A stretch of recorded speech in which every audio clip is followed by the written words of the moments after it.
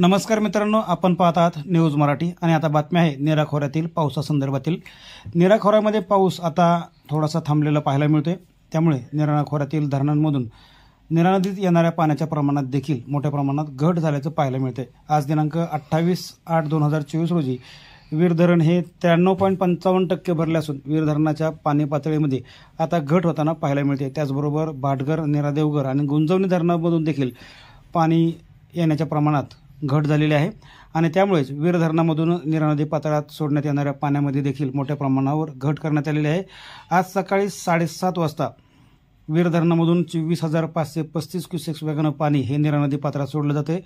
Bhatghar धरणामधून 11,431 cusecs, Nira देवघर धरणामधून 4,971 cusecs आणि Gunjavani धरणामधून 2,449 cusecs वेगानं पाणी हे नीरा नदी पात्रात सोडलं जाते। या तीनही धरणात मिळून 18,851 क्युसेक्स वेगानं पाणी हे नीरा नदी पात्रात म्हणजेच वीर धरणात येते आणि वीर धरणामधून सध्या 24,535 क्युसेक्स वेगानं पाणी हे नीरा नदी पात्रात सोडलं जाते।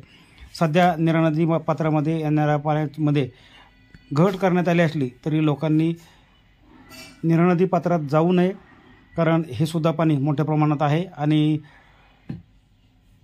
पुढील काळात पावसाच्या प्रमाणात होणारी वाढ किंवा घट यामुळे या पाणी सोडण्याच्या प्रमाणात देखील बदल होऊ शकतो। त्यामुळे नीरा नदीकाठच्या लोकांनी सतर्क राहावं असं आवाहन पाटबंधारे विभागाच्या वतीनं करण्यात आले। आम्ही दिलेली ही माहिती तुम्हाला कशी वाटली हे कमेंटमध्ये नक्की सांगा आणि अशाच प्रकारचे अपडेट आपल्याला वेळोवेळी मिळण्यासाठी आमचं न्यूज मराठी हे यूट्यूब चॅनल सबस्क्राईब करायला विसरू नका। धन्यवाद।